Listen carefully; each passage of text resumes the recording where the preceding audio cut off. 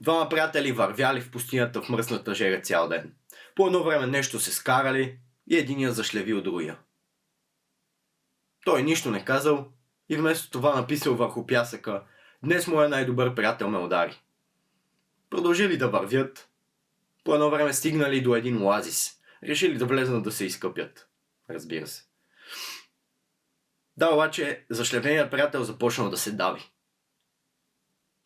Другият успял да го извади и като излезнали на повърхността, спасеният приятел издълбал върху един камък: "Днес моя най-добър приятел ми спаси живота."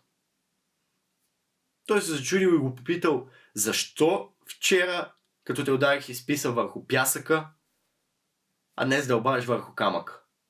И той му отговорил: "Защото причинената ни болка трябва да се изпише върху пясъка, за да могат ветровете на прошката да го издухат. А доброто сторено трябва да се издълбае върху камъка, за да устои на всяка една буря."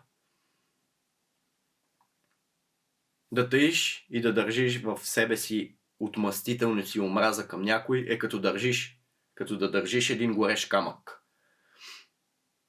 Преди да го фърлиш и да нараниш другия, ще нараниш себе си. Има едно нещо, Господ, съдба, карма, както искаш го наречи, което си действа и си знае работата.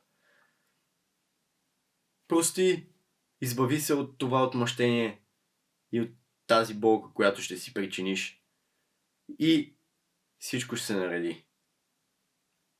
Няма нужда да запаметяваш тия неща, защото те ядат отвътре. Но когато някой стори нещо добро за тебе, трябва да го запаметиш и никога да не го забравяш.